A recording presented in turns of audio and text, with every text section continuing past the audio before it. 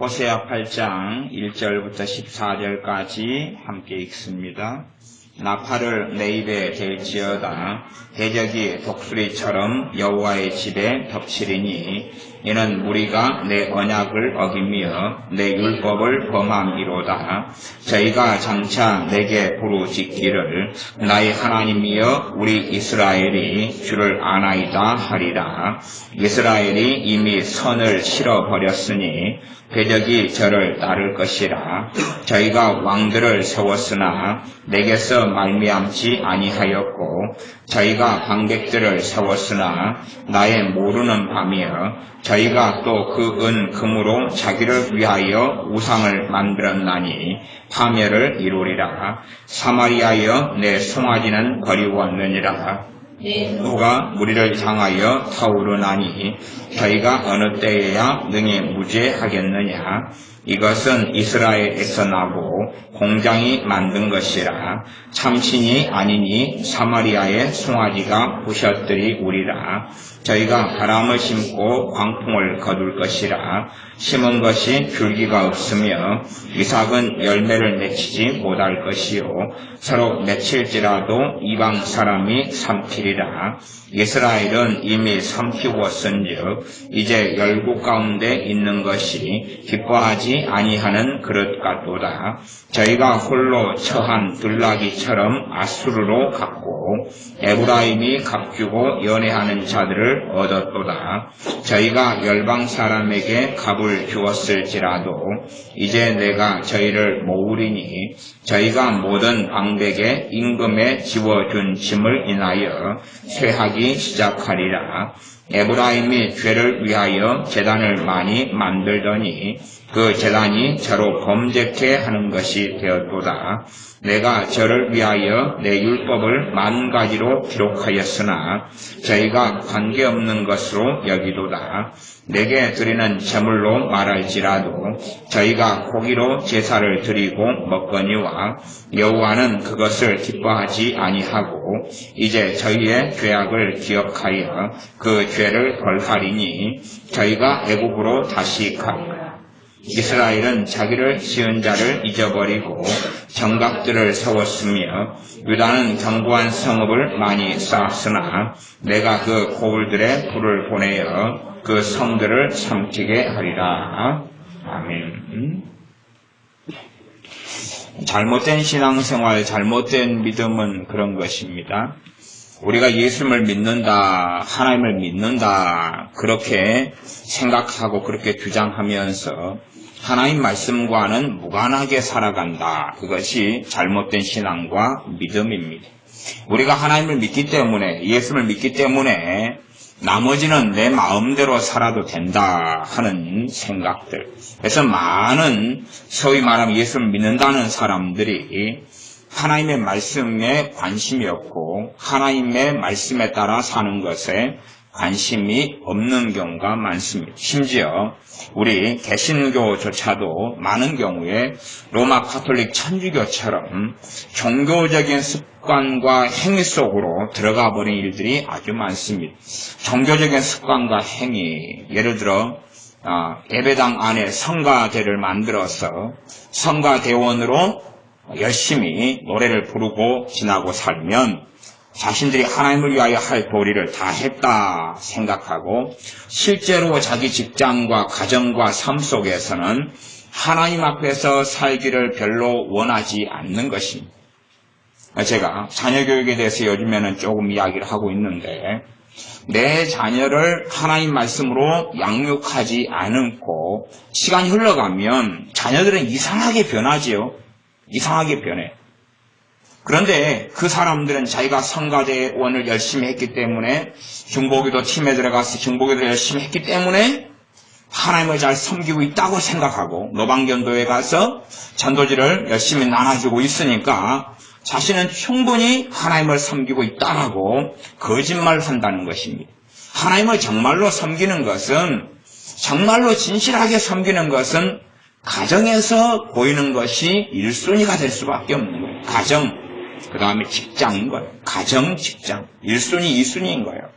그러하지 예배당 안에서 믿는 사람들이 모여서 어떤 조직체를 만들고 활동하는 걸 만들고 아니면 여름이 되니까 여름 수련회 중고등부 초등학교 여름 성경학교를 해서 거기에 열심히 봉사하고 한다. 아니, 그런 건 별로 의미가 없는 거예요. 그런 것이 중요하지 않다, 무가치하다는 건 아니라도 거기에서 섬기고 봉사하는 것이 하나님 앞에 살아나가는 삶은 아니라는 것이, 그건 아니라는 것입니다.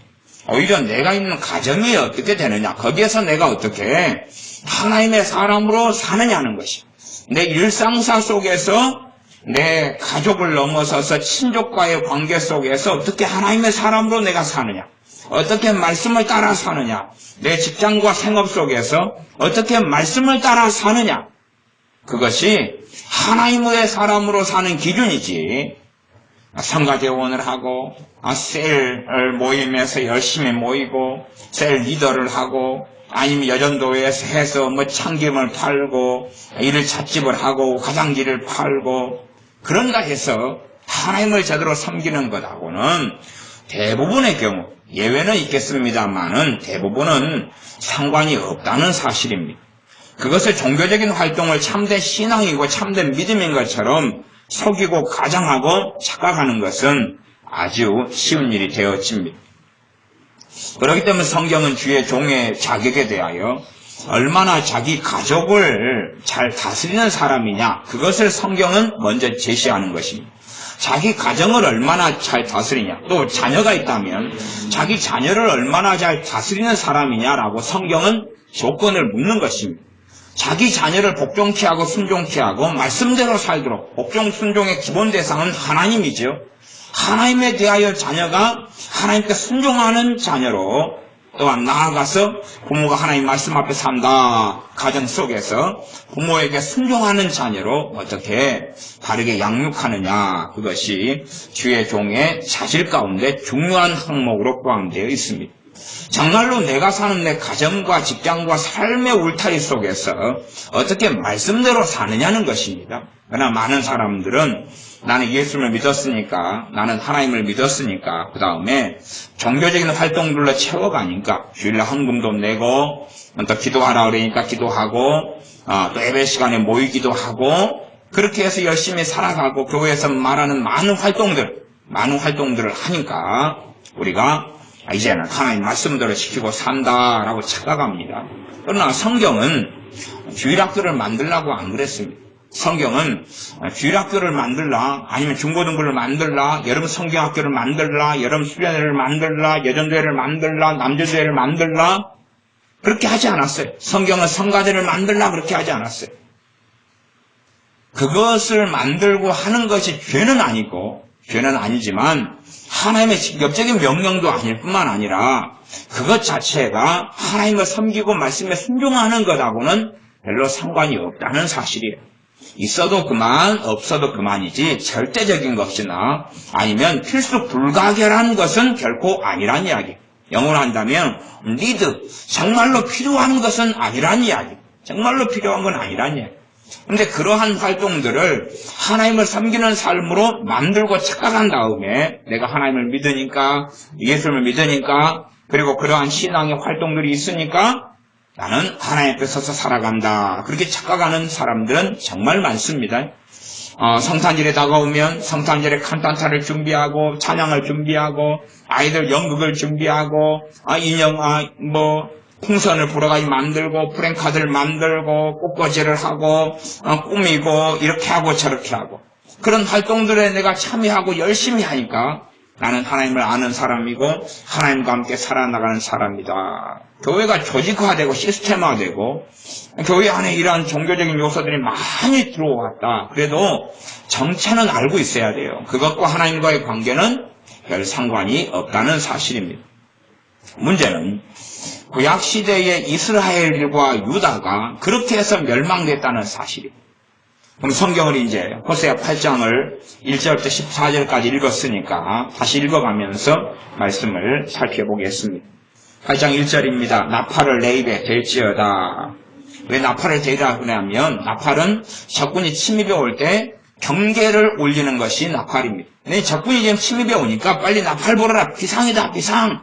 그래서 나팔을 불어가지고 빨리 경고 신호를 보내라 그 말입니다. 대적이 독수리처럼 여호와의 집에 덮치리니 이는 무리가 내 언약을 어기며 내 율법을 범함이로다. 하나님과의 언약을 어겼다는 거예요. 하나님과의 언약을 어겼다. 그리고 내 율법을 범하고 살아간다. 그렇기 때문에 대적이 독수리처럼 여호와의 집을 덮친다. 지금 하나님께서 뭘 말씀하시는? 여호와의 집에 덮친다라고 말씀하시는 거예요. 여호와의 집이긴 한데 오히려 하나님께서 직접 그 손으로 무너뜨려 버리시는 것입니다. 하나님의 영광스러운 이름을 두신 그 성전을, 또한 하나님 백성들 선택한 그 선민들을 하나님이 친히 무너뜨려 버리시는 것입니다. 8장 2절입니다. 저희가 장차 내게 부르짖기를 나의 하나님이여 우리 이스라엘이 주를 아나이다. 호세 6장과 같은 레파토리입니다. 우리가 하나님을 안다는 것입니다. 우리가 하나님을 알자 그러고 하나님을 안다는 것입니다. 안다고 주장하죠. 이게 많은 사람들이 예수를 믿는다, 신앙생활 한다 그러고 이런 것처럼 이스라엘이나 이런 유다 이런 사람들은 태어날 때부터 조상 때부터 몇 대로 이어져 오면서 하나님을 섬겨왔어요. 들었고 하나님 말씀을 귀로 들었고 절기를 보냈고 제사를 지냈고 그렇게 했기 때문에 이들은 어떤 착각을 하냐 그러면 우리는 하나님을 안다고 이야기하는 거예요. 안다고. 문제는 하나님께서 그걸 인정하시느냐 하는 것입니다. 이들이 우리는 하나님을 아나이다 그러면서 부르짖어요. 우리가 선민 아닙니까? 우리가 택함 받지 않았습니까? 이스라엘은 하나님의 택함을 받았습니다. 택함을 받았는데 버림을 받았다 그 말이에요. 마찬가지로 예수를 믿는 사람들, 크리스찬 혹은 그리스도인이라 성도라 하는 사람들도 택함을 받았어요. 택함을 받았으나 이스라엘처럼 유다처럼 버림받을 수 있다는 것은 반드시 기억해야 한다는 사실이에요. 성경은 똑같습니다. 똑같은 이 반복 속에 들어갑니다. 역사는 반복되어져 가고 하나님의 사람들도 반복된 삶을 삽니다. 누가 택함을 받았다라고 주장할 수 있으려면 하나님의 자녀로 택함 받았다라고 주장한다면 누구보다도 강력하게 말할 수 있는 사람들은 이스라엘 사람들입니다. 왜냐하면 아브라함 때부터 끊임없이 그들을 택하셨기 때문에 그렇고 부르셨고 언약을 맺으셨기 때문에 그렇습니다. 택함 받은 이스라엘을 친히 하나님의 손을 대셔서 무너뜨리시고 또한 심판하시며 징계하셨고 진노하셨고 무수히 많은 사람들을 죽이시며 하나님의 나라에서 추방시키셨습니다. 극소수 그렇다기만 조금 남겨놓았을 뿐입니다. 마찬가지로 예수를 믿는 사람들은 원천적으로 택함받은 사람들. 그러나 역사는 또한 반복돼 갑니다. 그래서 많은 택함받은 사람들이 결국은 하나님의 나라에서 쫓겨나게 될 것은 당연한 이야기가 될 수밖에 없는 것이 성경에 다시금 우리 신약시대를 살아가는 교회 믿는 사람에게 주시는 하나님의 말씀이고 성경의 레파토리이기도 합니다. 우리 이스라엘이 주를 아나이다 이렇게 하리라. 하나님께 부르짖고 우리가 하나님을 압니다 라고 부르짖는다 그 말입니다. 8장 3절 이스라엘이 이미 선을 실어버렸으니 대적이 저를 따를 것이라. 하나님을 안다고 하나님을 찾고 제사도 지내고 하는데 무엇은 버렸습니까? 선은 버렸다 그 말이에요. 참된 선을 알 수 있는 건 하나님의 말씀을 통해서만 압니다. 하나님의 말씀이 내 안에 들어와서 말씀을 깨달아가고 그 다음에 정말로 선을 알아가려면 말씀을 듣는 것만으로 충분하지 않고 그 말씀을 삶 가운데 옮겨갈 때에야 선이 무엇인지를 알게 되는 것입니다. 선이 무엇인지를 알려면 말씀을 삶 가운데 옮겨가야지만이 안다는 사실. 주일에 쉬지 말고 기도하라는 말씀과 그 다음에 범사에 감사하라는 말씀, 항상 기뻐하라는 말씀을 했습니다. 그게 무엇이라고요? 하나님의 뜻이라고. 그러면 참된 선으로 이야기한다면 기뻐하라 그랬으니 기뻐할 수 없는 가운데 기뻐하는 길을 걸어가 보고 감사할 수 없는 중에 감사하는 길을 걸어가 보고 하나님을 신뢰할 수 없대 하나님을 신뢰하고 믿는 길을 걸어가고 내 일에 몰두하다가 그 일보다도 하나님이 더 중요하기 때문에 스톱 멈추고 하나님을 찾는 것. 그게 선이라 그런 말이에요. 주일날 설교를 이야기한다면 그게 선이라 그 말이에요. 과연 그것을 잊어버렸느냐는 것이. 종교 생활만 거기에 만족하고 살아가느냐? 아니면 진짜로 내 하루 중의 삶 가운데 주님을 사랑함이 있고 기억함이 있고 찾음이 있고 의지함이 있고 감사함이 있고 찬양함이 있고 노래함이 있고 경배함이 있고 기뻐함이 있고 그런 정말로 선이 있느냐 그 말. 성경 66권 우리가 다 깨달을 수도 없고 다 알 수도 없고 한순간에 다 실천할 수도 없어요. 그러한 선을 하나님께서 우리에게 기대하시는 게 아닙니다. 그러한 걸 기대하는 게 아니에요.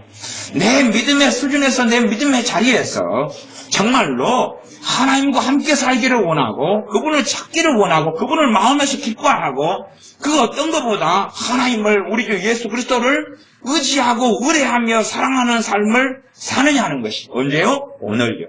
언제 오늘요? 언제요? 내일요? 언제요? 모레요? 그 하루하루의 삶이 아니면 일주일을 온데간데 없이 주님을 잊어버리고 살고 하나님을 잊어버리고 살고 한 달을 하나님을 잊어버리고 살고 그러니 실제로 예배 드린다고 앉아있어도 하나님은 별로 기억 때문 없는 거예요. 그냥 그 시간에 버티고 있는 것. 그러한 삶은 하나님께 심판받고 멸망받았던 이스라엘도 유다도 그런 길은 걸어갔어요. 왜? 끊임없이 그들은 제사를 지내왔고 절기를 지켜왔기 때문에 그래요. 그래서 이스라엘이 이미 선을 잊어버렸으니 대적이 저를 따를 것이라. 이미 잊어버린 건 찾으려면 힘든 것이. 찾으려면 힘든 것이. 그러니 찾는 데는 시간이 많이 걸려요. 많이 걸려요. 이게 기회가 이제 이스라엘은 지나버린 거예요. 타임 오버 돼버린 거예요. 타임 오버. 더 이상 기회가 없는 거예요. 그러나 지금 예수님의 사람들은 아직은 기회가 있어요. 선을 잊어버렸어도 찾는 데는 시간이 걸리는 거예요. 찾는데. 수학의 빵점 맞은 아이가 한 달 열심히 공부한 다음에 100점 맞을 수 있느냐? 그렇게 될 수는 없어요. 초등학교 1학년 수학이면 모르겠습니다만은 학년이 높아질수록 그것은 전혀 불가능한 일이 됩니다. 실력으로 빵점 맞았으면 실력으로 100점 맞는 데는 어마어마한 노력과 수고가 필요해요. 마찬가지입니다. 하나님의 말씀을 통한 진리의 선을 잃어버렸으면 그걸 찾는 데는 각고의 노력을 경주해야 한다는 사실입니다. 8장 4절 저희가 왕들을 세웠으나 내게에서 말미암지 아니하였고 저희가 방백들을 세웠으나 나의 모르는 밤이여 저희가 또 그 금으로 자기를 위하여 우상을 만들었나니 하멸을 이루리라. 우리로 한다면 우상이 뭐겠습니까? 하나님보다도 사랑하는 것들이지. 이 호세아 성경 같은 데 그런 말씀도 나옵니다. 사람을 순종하고 사람을 따르는 사람들, 사람을 순종하고 따른다. 5장으로 좀 넘어가서 보면 5장 11절에 그런 말씀이 있습니다. 5장 11절 에브라임은 사람의 명령족기를 좋아함으로 학대를 받고 재판에 압제를 당하는도다. 에브라임은 이스라엘을 대표하는 말입니다. 그럼 이들은 사람 명령족기를 좋아한다. 왜요? 누구를 기쁘게 하니까요? 사람을 기쁘게 하니까. 사람을 기쁘게 하는 사람으로 사는 거예요. 이 어리석은 부모들도요. 자식이 뭔가를 부탁하면 뭔가를 원하고 엄마 아빠 이걸 해주세요라면 그걸 해주는 이유 중에 하나는 뭐냐 하면 그걸 해줄 때 자식을 기쁘게 할 수 있기 때문에 그래요. 할아버지 할머니들 또 왜 손주들이 원하는 걸 해주냐 그러면 그걸 해주면 손주들이 기뻐하고 손주들이 와 우리 할머니밖에 없어요. 우리 할아버지밖에 없어요. 라고 하거든요. 그렇기 때문에 원하는 걸 해주는 거예요. 이 사람의 명령족기를 좋아하는 근원적인 것은 그 사람을 실망시키지 않으려 함이고 그 사람의 마음에 들게 하려 함이고 그 사람에게 인정받기를 원함이고 사랑받기를 원함이고 또한 그 사람의 비움하시기를 원함이고 그 사람 안에 속하기를 원함이고 왕따 되지 않기요 싶은 거죠.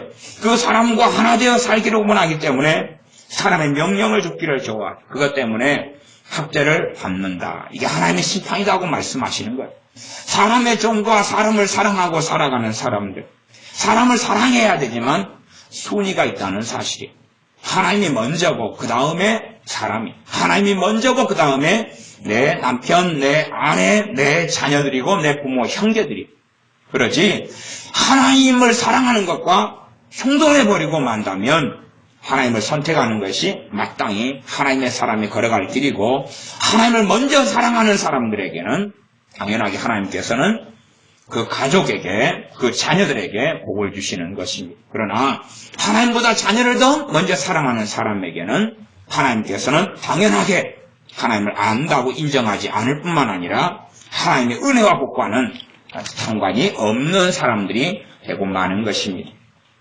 그래서 에브라임 사람들은 사람의 명령격기를 좋아하는 길을 걸어갔고 사람의 비유를 마치고 사람에게 인정을 받기를 원하고 사람의 뜻에 따라서 그렇게 살아가는 길을 걸어갔고 진리를 따라 살지는 아니했습니다. 그런 것처럼 8장 4절에 왕들을 세우고 방백들을 세우고 이러한 일상사의 삶 속에서 하나님의 말씀을 기억함도 없고 자신의 기호, 자신의 판단, 자기의 생각대로 삶을 결정하고 선택하고 그냥 사는 것입니다. 당시로 한다면 왕을 세우고 방백을 세우고 또 자기가 우상을 만들고 하는 것처럼 자기의 생각, 자기 계획, 자기 판단 그렇게 하고 다 살면서 그 다음에 기도는 통화해서 하는 것입니다. 하나님이 거기에 복 달라고. 하나님 그래가지고 어려움을 만나고 함정에 빠지고 고통을 당하면 그거 해결해달라고. 그러는 것입니다. 이상한 삶을 사는 것입니다. 자기가 선택하고 자기가 판단하고 자기가 어떻게 해가지고 이거저거 다 만들어 놓고 그 다음에 어려우면 하나님 그 문제 해결하라고. 그런 식의 기도 생활을 하는 사람들이 무지하기로 많습니다. 그러나 하나님께서 그들이 하나님을 안다라고 인정하지 않으실 것입니다. 하나님은 그들과 함께 하실 수 없을 뿐이고 또한 하나님과 동행하는 삶을 당연히 살 수가 없는 것입니다. 하나님의 자녀라 이름은 올려졌지만 하나님의 자녀로서의 것들을 누릴 수 없다는 사실입니다. 그래서 이 많은 사람들은 자신의 실제의 삶에서는 하나님이 없는 삶을 삽니다. 명목상은 하나님을 섬기고 하나님의 자녀고 하나님을 믿고 예수님께서 나를 위해 죽으시고 부활하신 것을 믿고 그렇게 살지만은 실제 생활에서는 하나님이 없습니다. 실제 생활에서는 너무나 자기 중심적, 자기 생각, 자기 판단으로 사는 것에 익숙해서 자기의 영역에 하나님이 관여하실 틈바기도 없습니다. 무슨 일이 벌어지고 뭔가가 막히면 하나님 앞에 엎드리기보다는 자기의 생각을 돌리고 사람에게 전화해서 사람의 도움을 구하고 사람을 찾습니다. 정말로 하나님을 구하고 찾기 위하여 그 방편으로 사람을 찾는 것은 괜찮은 일입니다. 왜? 믿음의 초신자의 게으름. 당연하게 그런 도움이 필요합니다. 그래서 하나님의 도움을 구하기 위하여 사실은 하나님을 잘 알지 못하고 말씀을 잘 알지 못하기 때문에 믿음에 더 성장한 신앙의 선배나 혹은 주의 종이 말씀대로 좀 산다 그러면 주의 종의 도움을 구하는 것도 나쁘지는 않습니다. 그러나 엉망으로 삶을 다 만들어 놓고 그 다음에 답을 구하기 위하여 주의 종을 찾는 건 잘못된 것이고 온갖 것을 엉망으로 다 만들어 놓은 다음에 그 다음에 어떤 문제를 잠깐 해결할 수 있을 것처럼 하는 건 잘못된 일입니다. 저는 사실은 받기 싫은 상담 가운데 하나는 자녀 상담 이런 건 참 받기를 싫어합니다. 자녀 상담 받기를 싫어요. 실제로 저는 그런 걸 경험합니다. 안타까운 일이지만 이쪽에 있는 자녀가 있고 이 집안에 자녀가 있고 문제가 비슷한 문제고 비슷한 문제면 답도 비슷하겠죠. 이쪽에서도 그 자녀 문제를 가지고 저한테 묻고 이쪽에서도 자녀 문제를 물어요. 비슷한 문제니까 답도 비슷하고 영적인 원리도 비슷합니다. 근데 어느 쪽에서 물을 때는 제게 역사하신 성령님께서 지혜를 안 주십니다. 제가 사람의 정답표를 가지고 있는 게 아니라 그 사람이 물을 때에 제게 성령님의 기름 부음이 있어야 되고 말하자면 상담이다 그러면 상담 쪽에 기름 부음이나 은사가 작용을 해야 됩니다. 작용을 해야 돼요. 근데 똑같은 문제, 비슷한 문제, 영적인 원리가 비슷한데 이쪽에서 물을 때는 성령님이 역사를 안 하시고 은사가 작용을 안 합니다. 그러다가 저쪽에서 물을 때는 은사가 작용을 해서 충분하게 설명을 해줍니다. 성령님의 은사와 기름 부음으로 가르침으로 설명을 해줍니다. 그런 일을 겪은 다음에 저는 혼자 생각합니다. 아이고 이쪽 사람이 같은 문제에 봉착했지만은 균형관계가 안 좋구나. 안 좋으니까 저한테 똑같이 목회자인 저한테 찾아와서 문제를 해결해 달라고 어떤 것이 좋으냐고 해결은 아니어도 조언을 해달라고 묻는다 그래도 제게 역사하시는 성령님께서 그런 지혜나 감동이나 기름 부음으로 역사하지 않는 경우도 경험해요. 하나님 관계가 바르게 되고 좋아지고 하나님 의탁하고 엎드리면, 그리고 그러면서 그 도움의 방편으로 저한테 묻는다면 은사나 기름 부음의 역사를 해요. 역사를 해서 하겠지만, 그렇지 않을 때는 성령님의 기름 부음으로 역사하지 않으시니까 그냥 간단한 상식선에서 인간적인 생각으로 이야기를 해요. 완전한 인간적인 생각보다는 잘 모르겠다 그렇게 이야기하거나, 대강 그냥, 왜? 성령님의 기름 붓고 역사하시지 않으면 자세하게 아는 거라도 풀어줄 수가 없어요. 제 입장에서는 풀어주는 것이 힘들어요. 은사로 사는 제 입장에서는 그게 힘들기 때문에 별로 자세하게 이야기를 안 합니다. 그냥 그러시냐고, 고생이 많으시겠다고, 그리고 끝낼 수밖에 없는 거예요. 어떤 사람들은 애를 엉망으로 키웠어요. 그래가지고 이제 아들들이 가장 큰 문제가 된다 그랬죠. 그냥 한 15살 돼가지고 개막나이가 되어버렸어요. 개막나이가. 그래서 저한테 데리고 와서 이야기를 하셔요. 얘 첫째 문제는 분노다. 분노를 조절하지 못해가지고 성질만 하면 학교에서 친구들을 패버리고 밥 먹다가 상을 엎어버리고 이런 애가 됐다. 분노만 어떻게 좀 다스리고 할 수 있도록 좀 기도를 해달라. 그런 길이 어디 있답니까? 그런 길은 없는 거예요. 없는 것을 묻고 말하는 게 깝깝한 일이에요. 깝깝한 일. 성경은 뭘 이야기합니까? 절제를 이야기해요. 절제를 이야기해요. 성경의 9가지 열매 가운데 하나가 절제예요. 그럼 얘가 절제하지 않도록 방임하고 오픈하고 지멋대로 하도록, 지멋대로 성기를 내고 싶을 때 내고 짜증을 내고 싶을 때 내고 막 그렇게 하면 점점점 이제 무엇이 문제가 생깁니까? 인성이 문제가 생겨요. 인성. 사람 댐댐이는 만들어가는 거거든요. 이게 못 쓰게 되고 망가져버려서 못돼 처먹은 놈이 돼버리는 거예요. 5살부터 15살까지 그랬다. 그러면 10년 동안에 댐댐이와 인성이 못돼 처먹어버린다 그 말이에요. 그러나 부모의 눈에서는 아이가 망가져 가고 있어도 미련한 부모들은 그게 보이질 않아요. 왜 보이질 않습니까? 산전수전 공중전 다 치른 어른의 입장에서는 아직은 괜찮아 보이고, 왜? 뱃속이 안 보이니까. 또 자녀는 얼마든지 가정할 수 있어요. 왜냐하면 그 성격을 통해 가정할 수 있어요. 성격. 조용한 성격, 온화한 성격, 이런 걸 통해서 얼마든지 숨길 수 있어요.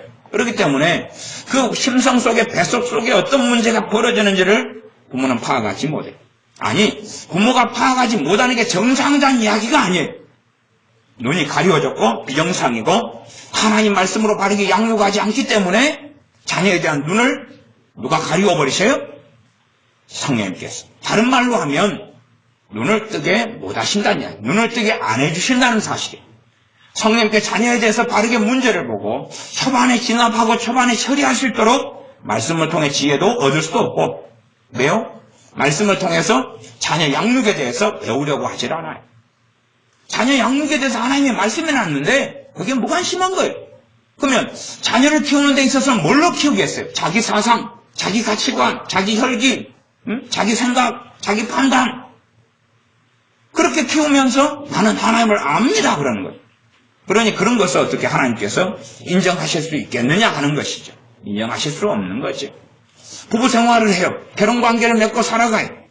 그러면 하나님의 말씀을 통하여 남편과 아내를 알아가야 되고, 하나님 말씀이 실제로 부부 생활 속에서 역사하도록 우리가 살아야 된다 그 말이에요. 그러니 실제로 심지어는 한쪽이 안 믿는 사람이라도 그 안 믿는 사람 눈에 믿는 한쪽 배우자의 삶 속에서 하나님의 역사가 보여야 한다는 사실이에요. 믿는 사람의 그 삶 속에서 하나님의 살아계심이 나타나야 한다는 사실이에요. 그러나 그런 것이 나타나질 않아요. 그냥 안 믿는 사람하고 차이가 없어요. 같이 성질내고, 같이 화내고, 같이 혈기내고, 같이 절망하고, 같이 낙심하고, 같이 좌절하고. 세상 예수님의 사람들은 항상 기뻐하라 했으니까 그런 말씀과 실천하기가 참 어렵다 그랬습니다. 어렵지만은 최소한은 성령님이 임하여 계시고 하나님의 약속의 말씀을 가지고 있고 기도할 수 있고 살아계신 하나님을 아버지로 섬기고 사랑하시는 아버지 하나님이 계시고 나를 위하여 목숨만이 아니라 모든 것을 주신 예수 그리스도께서 대제사장이시며 구원자이시며 구주이시며 주님이시기 때문에 안 믿는 사람보다 당연히 훨씬 좋은 자리에 있죠. 같은 환난을 만났다 할지라도 예수님 믿는 사람은 훨씬 좋은 자리에 있고, 같은 고난 속에, 같은 절망 속에 있다 할지라도 예수님의 사람들은 훨씬 좋은 자리에 있죠. 그러나 결과가 똑같다면 누가 더 못해 처먹은 거예요? 믿는 사람도 못해 처먹은 거지. 그렇지 않습니까? 똑같은 절망을 만났는데 예수 믿는 사람하고 안 믿는 사람이 비슷하다. 결과가. 심지어는 안 믿는 사람도 나아요. 안 믿는 사람은 긍정적으로 생각하세요. 응? 뭐 살다가 굳은 일이 있으면 좋은 일도 있겠지. 근데 믿는 사람은 이게 긍정적으로 생각할 일이냐고. 에? 무슨 좋은 일이 있겠냐고. 그러면서 입으로 누구를 부정하는 거예요? 하나님을 부인하는 거예요. 진리의 말씀을 부인하는 거예요. 그렇게 살면서 자기는 하나님을 안다 그러는 거예요. 머리에 총 맞은 거죠. 아마 서부시대에 가서 총싸움도 못하는데 장구하고 장구 패거리하고 이 건너편 패거리하고 싸우고 있을 때 가운데 끼었다가 양쪽에 막 총 맞아버린 거예요. 그렇게 해서 이제 살아나와서 좀비처럼 현 시대로 온 모양이죠. 그런 사람들이 이제 많은 것입니다. 8장 5절입니다. 사마리아여 내 송아지는 버리웠느니라. 내 노가 무리를 향하여 타오르나니 저희가 어느 때에 의한 등이 무죄하겠느냐. 반드시 기억해야 됩니다. 호세아서의 말씀의 대상은 하나님의 백성입니다. 반드시 기억해야 됩니다. 호세아서의 말씀의 대상은 불신자가 아닙니다. 그걸 이해하지 못하는 사람들 참 바보 같습니다. 구약 성경의 말씀의 대상, 선지자들을 보낸 대상은 불신자가 아니라 신자들이라는 사실이에요. 그걸 기억을 사람들이 않는 거예요. 예수 믿는 사람들은 구약을 보면서 내 이야기 아니네. 내 이야기 아니네. 아니요. 내 이야기일 수밖에 없는 것은 하나님의 백성에게 하나님이 말씀하시며 하나님의 백성에게 하나님이 진노하시며 하나님께서 하나님의 백성을 심판하신 이야기이기 때문에 그런 것이. 그래서 사마리아여 내 송아지는 버리웠느니라. 내 노가 무리를 향하여 타고 그 무리가 하나님의 선택받은 백성이라는 이야기. 저희가 어느 때에 한 등이 무죄하겠느냐. 죄를 씻을 수 있는 길을 열어놓고 죄를 용서받을 수 있는 길을 열어놨어요. 제사제도를 통하여 우리 주 예수 그리스도의 십자가의 죽으심을 모델로 삼았어. 거기에서 오는 영광의 빛 가운데 한 토막으로 제사제도, 짐승을 통한 속죄, 짐승의 피를 통한 속죄받는 길을 열어놓으시고 깨끗함을 얻을 수 있는 길을 열어놓았어요. 그런데 불구하고 죄를 씻지를 않는다는 사실이고 씻을 수도 없다는 사실입니다. 6절 이것은 이스라엘에서 나고 공장이 만든 것이라. 우상들 이야기예요. 우상들. 지금 믿는 사람의 우상은 일반적으로 일단은 돈, 쾌락, 복지, 편안함, 이기심, 자기 세계를 구축하고 아방궁을 지어가는 것, 이런 것들이 되겠지요. 또 자식도 우상이고, 또 가정도 우상이고, 아니면은 요즘에는 참 새로운 남자와 새로운 여자를 찾아서 더 떠돌아다니는 세계니까 말하자면 자기 행복이 우상이, 자기 행복이 우상이 돼가 살아가요. 그럼 많은 우상들이 있을 것입니다. 6절 이것은 이스라엘에서 나고 공장이 만든 것이라 참신이 아니니 사마리아의 송아지가 부셔뜨리우리라. 우리가 의지하고 의존하는 것들, 하나님보다도 의지하고 의존하는 것들을 하나님께서 무너뜨려 버리시고, 무너뜨린다는 이야기는 첫째는 내가 그것을 더 이상 의지할 수 없는 환경 속에 집어 던져버립니다. 그럼 어떻게 할 거예요? 지금 하나님의 백성에 대한 이야기입니다. 7절 저희가 바람을 심고 광풍을 거둘 것이라. 분명히 하나님을 섬기고 산다고 어릴 때부터 살아요. 이 이스라엘 백성 하나님을 섬기고 산다고 살아요. 그러나 하나님을 섬기지만 금송아지를 만들면서 종교 혼합주의 속에 들어가 버려요. 꼭 천주교는 마리아를 숭배하잖아요. 마리아부터 성인들 무수하게 기도를 하는 거예요. 기도해요. 심지어 이 마리아의 남편 요셉도 신으로 성자로 만들어놓고 요셉한테도 기도해요. 근데 그러지만 실제로 이제 우리 개신교 안에서도 말씀 중심의 신앙에서 그런 걸로 바뀌어가고 있는 거예요. 이 실제로 오랜 세월 동안에 교회는 누구를 우상화해오냐 그러면 주의 종들을 우상화해와요. 주의 종들을 우상화해와요. 그래서 야 목사님만 따르면 된다. 아니요. 어찌 사람을 따릅니까? 목사님만 따르면 돼. 목사님 말씀만 들으면 돼. 그거 다 거짓말입니다. 단지 주의 종이 아무리 거룩하다 아니면 조금 짓거리만큼 낫다 그렇게 가정한다 할지라도 한 사람의 성도에 불과하고 돕는 사람에 불과하다는 사실이에요. 성도에 불과하고 돕는 사람에 불과한 것이. 고상한 척하고 거룩한 척 한지 몰라도 같이 기도해야 되고 같이 믿어야 되고 같이 하나님을 섬겨야 되고 같은 한 교회의 몸의 지체일 뿐이에요. 그러지 주의 종에 대한 우상화는 끔찍한 것입니다. 끔찍한 것이. 주의 종을 우상으로 삼는 교회들이나 신앙은 다 무너져갑니다. 천주교의 교황만이 우상이 아니라 신부만이 수녀만이 우상이 아니라 우리 교회 안에는 목회자가 우상이 되는 일들이 얼마나 많은지 몰라요. 끔찍한 참사입니다. 끔찍한 참사.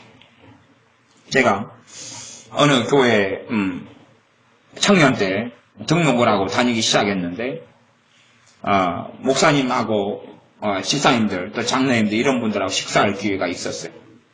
그래서 이제 식사를 하는데 목사님이 식사 중에 그렇게 말씀하셔요. 이제 저한테 이제 선생님이라 그러는데 선생님은 성가들을 좀 해달라고 성가들을 맡아달라고. 그러니까 제가 저 성가대원은 제가 몇 년 해봤는데 제가 음치계열이어가지고 성가대는 저랑 목사님 안 맞습니다. 제가 가르치는 것은 그래도 계속 해왔으니까 가르치는 쪽으로 아무거나 해주시면 청년들을 가르치든지 아니면은 그래도 제가 나이 든 청년이니까 또 그런 청년들을 가르쳐 왔었고 오랫동안 그래 청년을 가르치든지 주일학교든 중고등부든지 심지어 유치부를 가르치든지 그런 건 다 아무거나 다 오랫동안 했으니까 아무거나 좀 맡겨주시면 그런 건 제가 할 수 있습니다. 그렇게 말씀을 드리니까 목사님 얼굴이 그냥 빨갛게 변하는 거예요. 성질이 나신 거예요. 왜냐하면 자기는 지금 소위 말하면 하나님의 대리자인 거예요. 그러니까 자기가 지금 너 이거 해. 물론 말은 온화하게 해가지고 이거 해. 그래 자기가 판단했으면 누가 오는 거예요? 자기가 오는 거예요. 자기가 오는 건데 저한테 이야기하니까 제가 목사님 그건 저하고 안 맞습니다. 이 의견을 제시했고 오히려 나한테 이건 내가 신앙생활을 오래 해온 동안 이게 나한테 맞으니까 이걸 맡길 수 있으면 이쪽을 좀 맡겨주세요. 그렇게 했더니 목사님의 성질이 나가 울그락불락 해가지고 나도 말을 안 해버리시네. 얼굴이 빨개져가지고 그 양반이 좀 머리가 크거든요. 키는 짝달마하고 60 지금은 이제 한 후반 되셨겠네. 유명한 부흥사 우리나라 부흥사 회장도 하고 이러는 그냥 얼굴이 빨개지는 거예요. 그러니까 이제 옆에 장로님이나 안수 집사님들 이런 분들이 이제 종진들이 저 와가지고 저한테 야단을 치시는 거예요. 목사님 이야기하면 아멘하고 순종해야지 말이지. 어디서 그러냐고 막 그러면서 막 그러는 거예요. 그래서 뭐 그런 일을 제가 한두 번 아니어도 비슷한 일을 좀 겪어왔고 그래서 그런 거 상처도 안 받고 그냥 그래도 제가 못하는 걸 못한다 그러고 할 수 있는 걸 할 줄 안다 그러지 못하는 걸 괜히 짐을 못 지는 짐을 진다 그래가지고 고생하는 거 시험 드는 것보다는 저는 그런 부분에 있어서는 뭐 양보고 타협의 문제가 아니라 지혜로운 부분이지 내가 사람의 노예가 되는 부분이 아니기 때문에 그런 부분은 아닙니다. 네, 그렇게 해서 이야기하고 말았어요. 그러니까 그런 데서는 점점 이제 모든 것을 하나님 자리에 누가 설 수 있어요? 목회자가 설 수 있어요. 그 다음에 자기가 그냥 놀라운 계시를 받은 사람이 돼가지고 당신 구역장 해, 당신 셀장 해, 당신 이거 해, 오늘 집사님 뭘 해놔 이런 식으로 자기가 모든 통치권을 행사하려 하고 교인들이 그런 식으로 목회자를 우상화시키고 하나님 자리에 앉혀버려가지고 목회자 이야기를 듣는 것이 예수님 이야기를 듣는 것처럼 만들어버리는 그런 아주 악한 이런 교회나 사람들도 있어나요. 이런 것이 일반적으로 전통교회 안에서 있고 그 다음에 이 시스템화가 큰 교회, 대형 교회일수록 이런 문제가 많이 생겨나요. 그 다음에 한참 막 급성장하는 교회들도 목회자에 대한 끊임없는 우상화 속에 들어가요. 이걸 포장하고 가식해가지고 그런 일이 벌어지면 다시 끔찍한 참사가 일어나고 맙니다. 목회자는 사람에 불과하고 어떨 때 성령의 역사하시면 뭘 말해도 우리 모든 믿는 사람은 하나씩 예언할 수 있다고 그랬어요. 우리 모든 믿는 사람 안에 성령이 임하셨기 때문에 서로 간에 돕는 관계이고 지체됨의 관계인 것이지 계급의 관계는 절대 될 수는 없는 이야기입니다. 그래서 이런 일반적으로 천주교처럼은 목회자를 우상화해가지고 그 목회자가 말한 것이면 다 믿고 다 우러르고 다 박수치고 이런 것으로 흘러가도 참 위험하고 끔찍한 것으로 흘러가는 일들이 많이 있습니다.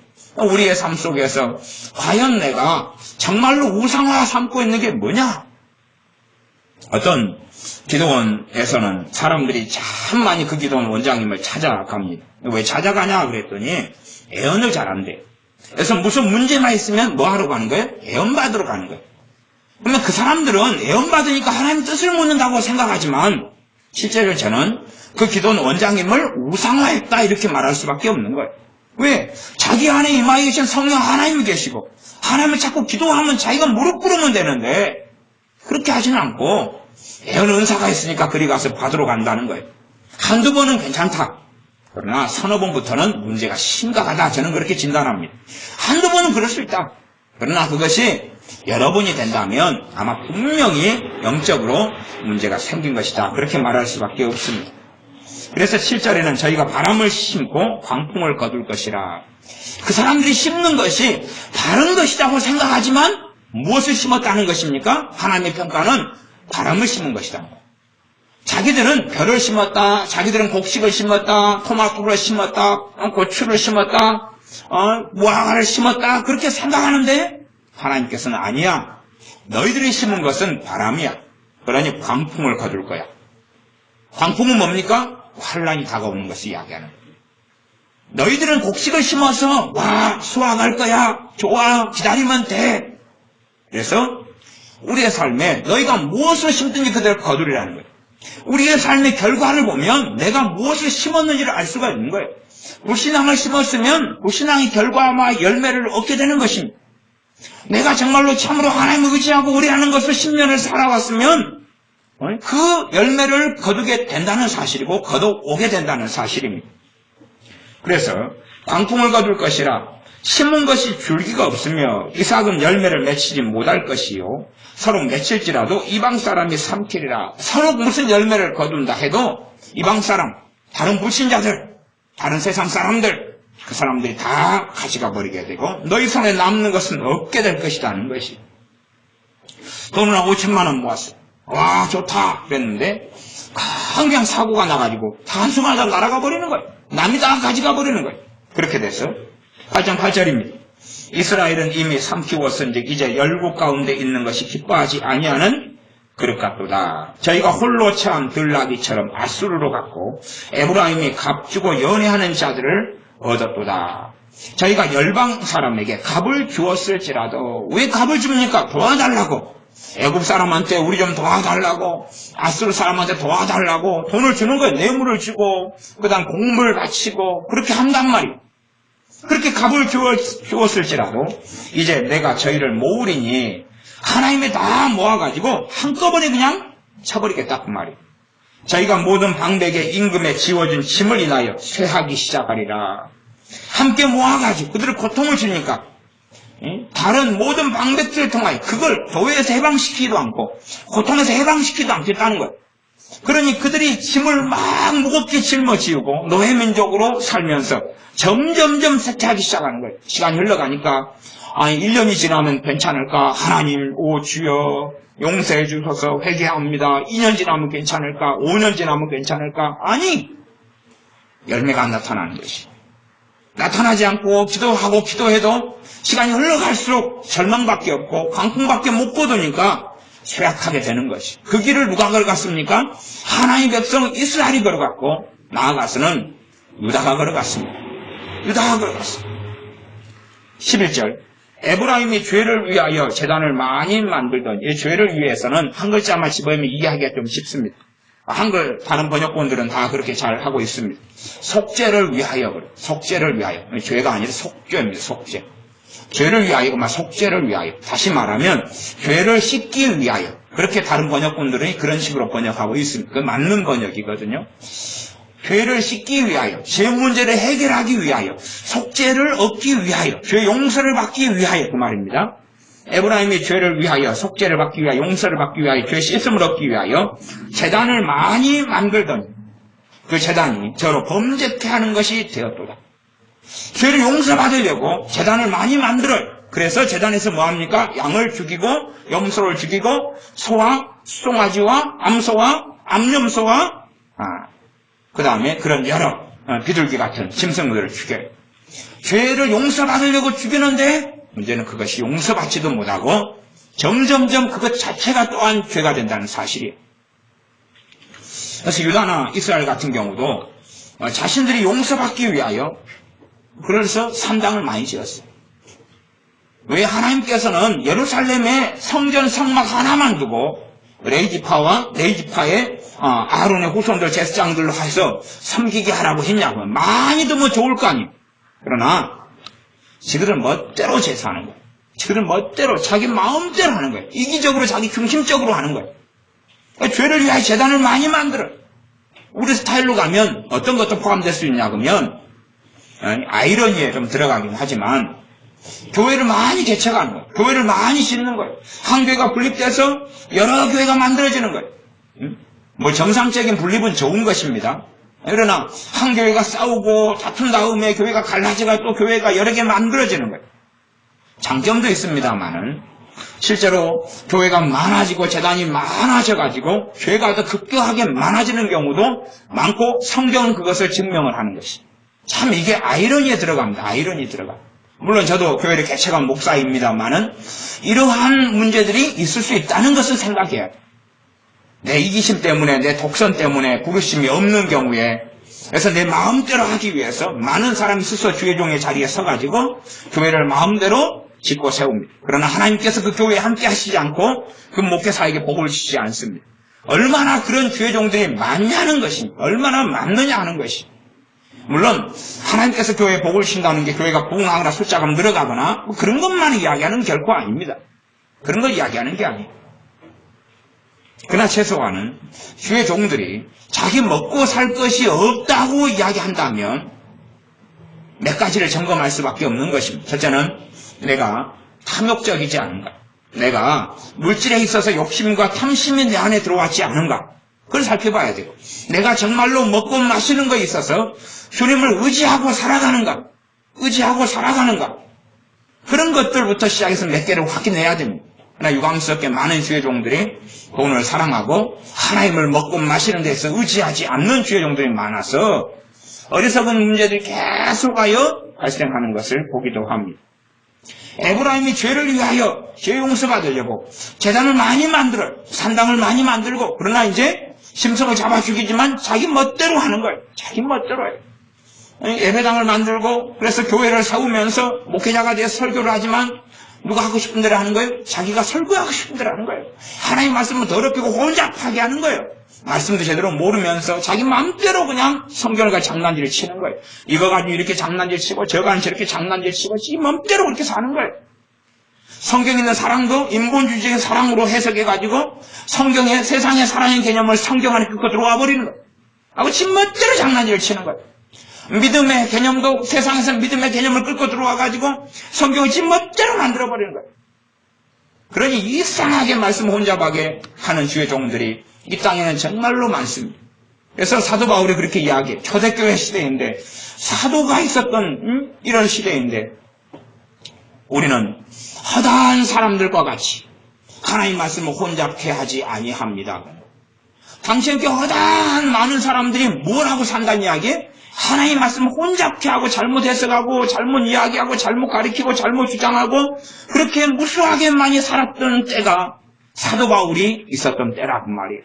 초대교회 때 이제 아직은 얼마 지나지 않은 그러한 주님의 제자들, 주님의 사도들이 있었던 그런 때였다고 말이에요. 그러면 지금은 얼마나 그게 심하게 되냐는 이야기입니다.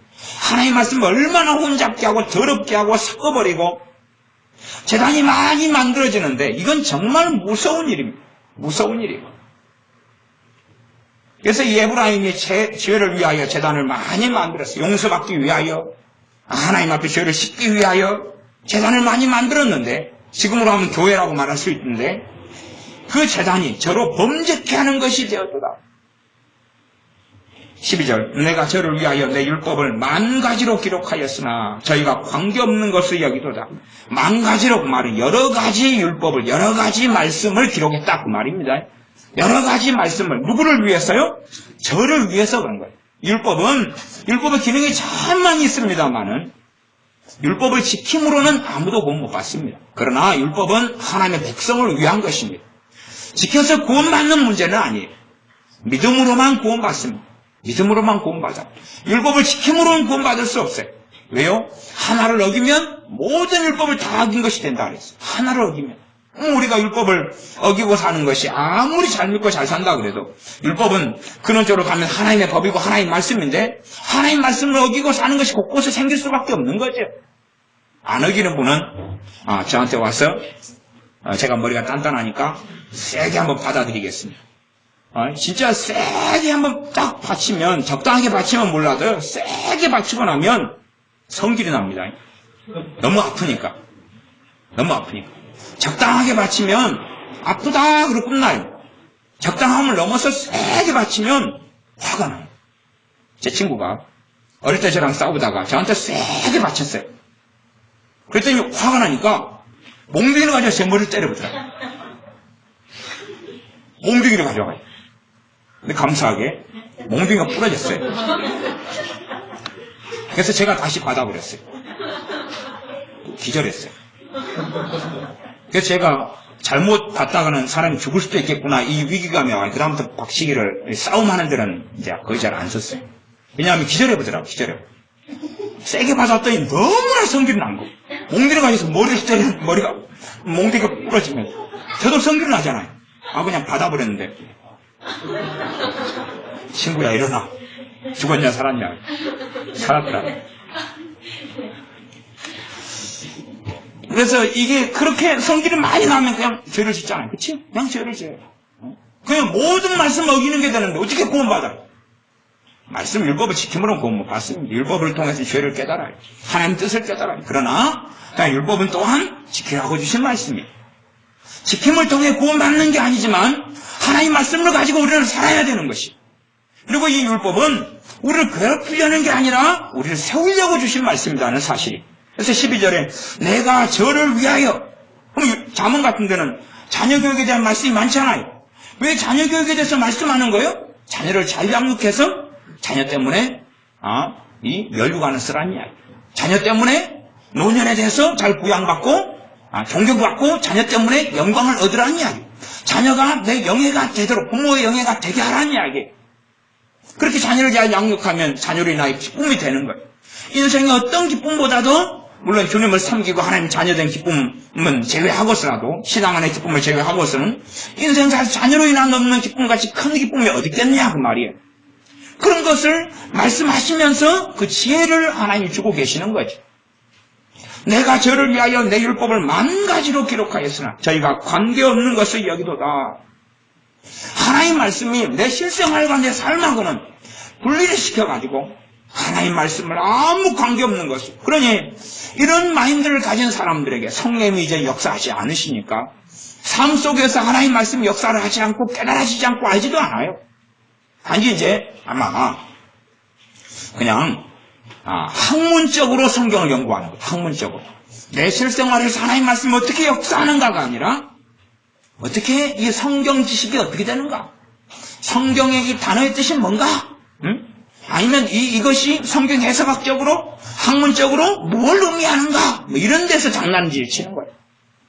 내 실생활의 삶 가운데 이 말씀을 어떻게 살아서 역사하는가? 무엇을 의미하고 내가 지금 오늘을 살아가는데 어떻게 살라고 하는가? 그런 게 아니라 성경 지식으로 만족하고 성경 이론과 학설로 만족하고 교리로 만족하고 신학으로 만족하겠다는 거예요. 그래서 내 실제 삶하고는 하나님 말씀하고는 별로 연결시키지 않겠다는 거예요. 이렇게 살아가니 저희가 관계없는 것이 여기도다. 이렇게 되어졌죠. 13절 내게 드리는 제물로 말할지라도 저희가 고기로 제사를 드리고 먹거니와 여호와는 그것을 기뻐하지 아니하고 하나님께서 제사하라 그랬고 그리고 제사한 다음에 그 고기를 먹으라 그랬고 그렇게 하고 살지만 하나님께서는 그 고기를 또한 그것을 제사 제물을 기뻐하지 아니하신다. 이제 저희의 죄악을 기억하여 그 죄를 벌하리니 저희가 애굽으로 다시 가리라. 애굽으로 가리라. 크게 두 가지 의미가 있습니다. 하나는 실제적으로 애굽으로 내려가게 되었었어요. 나중에는 애굽으로 내려가게 되었어요. 자기들이 포로로 살았던 그곳에서 다시 나왔다가 다시 그 내려가게 돼서 거기에서 비참하게 살아가는 거예요. 또 하나는 노예와 종으로 전락해서 애굽에서처럼 노예살이로 이제 종살이로 그렇게 살아가게 된 것을 이야기합니다. 주님께서는 저희의 죄악을 기억하겠다고 말씀하시는 용서하겠다가 아니라 기억하겠다 그러는 거예요. 하나님을 안다라고 주장하지만 그들이 생각하는 하나님을 아는 것과 하나님을 진짜로 아는 것은 상관이 없었던 거예요. 그들은 실제로 삶에서 정말로 진리의 말씀을 선한 것을 버려버리고 말았다는 거예요. 이 얼마나 지금 많은 믿는 사람들이 그런 길을 걸어가느냐는 거예요. 심지어 그래서 제가 자녀 세대에겐 별로 기대할 게 없는 게 자녀 세대들은 하나님을 안다라고 이야기하지만 실제 생활에는 하나님의 말씀은 관심이 없어요. 요즘에 뭐 중학생, 초등학생, 고등학생, 대학생들, 청년들 성경 보는 애들이 누가 있어요? 하나님 말씀을 정말로 사모하는 애들이 누가 있어요? 관심 없어요. 영화가 무슨 새로운 영화가 하는가? 그건 알아봐요. 에? 무슨 드라마 볼만한 게 뭐가 있는가? 이런 거 알아봐요. 요즘 캐리비안 데이 몇 프로 할인하는가? 쿠팡에 들어가서 한 50% 받을까? 뭐 할까? 그런 건 봐요. 응?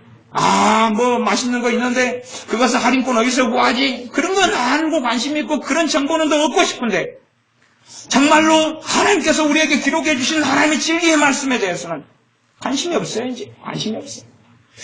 그러면서 하나님을 자기는 믿는다고 생각하는데 하나님이 정말로 인정하시느냐 그 말이에요. 하나님 진리의 말씀 속에 들지 않고 어떻게 하나님의 자녀가 말씀의 사람이 되느냐 그 말이에요. 하나님의 선택은 받았어요. 구원은 하나님의 자녀가 되었을지 몰라도 그러나 어느 때가 되면 하나님께서 하나님의 자녀에서 내보내버리셔 방출시켜버리고 쫓아버리신다는 사실. 그런 길을 걸어갔던 사람들이 정말로 오래전부터 형태로부터 선민으로 선택받은 이스라엘이 그 길을 걸어갔다면, 그래서 성경 로마서로 이야기한다면 참 감람나무 가지들은 이스라엘도 아끼지 아니하셨는데 하물며 너희일까 보냐, 그렇게 로마서에 말씀하고 있는 거예요. 구원을 말씀하고 믿음을 말씀하고 하는 로마서 말씀에 원 가지들도 아끼지 아니하셨는데 너희들일까 보냐, 그렇게 선언하고 계시는 거예요. 그런데 지금 현재 믿는 사람들은 우리는 이스라엘과 달라요. 우리는 유다와 달라요. 우리는 한번 구원 받았으니까 하나님을 아니까 예수님 영접했으니까 괜찮을 거예요. 이 성경은 우리에게 대한 말씀인 거예요. 구약 성경도 지금 하나님의 백성에게 하는 말씀이라는 사실이에요. 14절입니다. 이스라엘은 자기를 지은 자를 잊어버리고, 분명히 이 사람들은 뭐라고 이야기했습니까? 자기들은 8장 2절에 보면 나의 하나님이요 그래요. 누구의 하나님이라고요? 나의 하나님. 나의 하나님이요. 우리 이스라엘이 주를 아나이다 그런 거예요. 나의 하나님이요. 우리 이스라엘이 주를 아나이다 그런 거예요. 안다고 그러는 거예요. 그러나 하나님의 평가는 이스라엘은 자기를 지은 자를 잊어버렸다 말씀하는 거예요. 정각들을 세웠으며 유다는 견고한 성읍을 많이 쌓았으나 하나님을 의지하는 것이 아니라 정각을 의지하고 먹고 사는 돈을 의지하고 성벽 성읍을 의지하고 살아가는 거예요. 인맥을 의지하고 사람을 의지하고 자기 지혜를 의지하고 자기 지식을 의지하고 실제로 삶 가운데는 하나님 말씀 없는 거예요. 성경 공부할 때나 설교 시간에나 하나님 말씀 의미가 있지 내 삶 속에서는 하나님 말씀 의미가 없는 거예요. 저는 참 진담을 많이 합니다. 진담을 많이 하면은 우리 애들은 농담인 줄 알고 웃어요. 진담 중에 하나가 뭐냐 하면, 예를 들어서 우리 애들이 한 20명 있다. 근데 햄버거가 5개밖에 없어요. 그러면 제 진담을 합니다. 사다리 탈 테니까, 5명만 햄버거 먹는데, 하나님과 관계 좋은 사람이 먹어. 그래서 사다리 타. 너희들 영성이 드러나는 시간이야. 저는 진담을 하는 것이에요. 진담. 농담을 하는 게 아니에요. 하나님을 안 믿는 사람은 사다리 타는데 뭐가 영성이란 말인가? 그냥 해프닝이지. 그렇게 생각하고 착각하는지 몰라도 제가 믿는 믿음은 하나님과의 관계가 지금을 결정하는 거고 하나님 앞에서 바르게 서 있는 중심과 하나님을 신뢰한 거 의지함이 우리의 완벽한 삶은 아니에요. 완벽한 삶을 우리가 산다 그러면 우리가 승천해버릴 거예요. 에녹 선지자처럼. 완벽한 삶을 이야기하는 게 아니에요. 우리 베드로 사도도 완벽하지가 않았어요. 우리 사도 바울도 완벽하지 않았으니까 2차 전도여행 시작할 때에 바나바 사도와 사도 바울이 대판 싸워가지고 갈라지고 말잖아요. 완벽한 삶을 살 수 있다는 이야기가 아니에요. 그런 문제가 아니라 그것은 누군가 극소수는 되겠죠. 에녹 선지자나 엘리야 선지자처럼. 모세 할아버지는 못 그랬어요. 막판에 120살이 열불 나가지고 뚜드려가지고 그 다음에 못 들어가셨다 그 말이에요. 그러니 얼마나 누가 완벽한 삶의 문제가 아니라 내가 서 있는 삶의 자리, 믿음의 수준, 신앙의 수준에서 정말로 내 삶 속에 하나님 말씀이 역사하느냐 하는 것이. 그러니 내가 이들한테는 그런 진담을 하는 것입니다. 하나님 관계가 올바른 사람들이 그걸 먹어. 그럼 어떤 아이는 이제 양보하겠습니다. 헛소리 하고 있어요. 양보하려면 지가 5명이 뽑혀가지고 양보하라고 말이에요. 못해 처먹게 믿음 없는 것을 숨겨가지고 저는 자기는 아싸리 지가 될 믿음이 없으니까 양보하겠습니다 그런 거예요. 받아가지고 주라고 말이에요. 난 싫은데 누구한테 싫은데 그러지 뭐 양보하겠습니다 저는 기권할래요. 좋은 말인 거지. 배 안 고파요. 다음에도 안 좋아요. 14절입니다. 이스라엘은 자기를 지은 자를 잊어버리고 정각들을 세웠으며 유다는 견고한 성읍을 많이 쌓았으나 내가 그 고을들의 불을 보내어 그 성을 삼키게 하리라. 이게 하나님의 백성에 대한 하나님의 말씀입니다. 그러니 우리가 우리는 하나님 믿으니까 예배드리니까 실제로 우리는 알지 않습니까? 하나님을 믿는다는 천만의 사람들이 있어도 하나님과의 바른 관계 속에서는 온갖 좋은 걸 누리는 사람 별로 없다는 사실. 하나님 백성이라고 하는 무수히 많은 사람이 있는데 우리는 심지어는 초대교회를 압니다. 언제 초대교회냐 그러면 90년대. 90년대 초대교회, AD 90년대 초대교회. 초대교회의 끝머리일까요? 초대교회에 포함되죠. 중세사 전까지. 그러면 거의 한 AD 600년, 700년까지가 초대교회사에 들어갑니다. 그러면 그때 무슨 교회를 합니까? 요한계시록에 나와 있는 소아시가 7교회를 한다는 사실. 그 가운데 정말로 몇 교회만이 제대로 됐냐 그 말이에요. 겨우 기껏해야 7교회 가운데 2교회였다는 사실. 그러면 지금 시대에는 정말로 잘해야 10교회 가운데 하나일 거예요. 응? 과거의 초대교회 때 사도 요한이 살아있을 때 그때의 7교회 2교회라면 지금은 10교회 1교회라도 많을 거 아니에요. 물론 복음이 없다 그런 이야기는 아닙니다.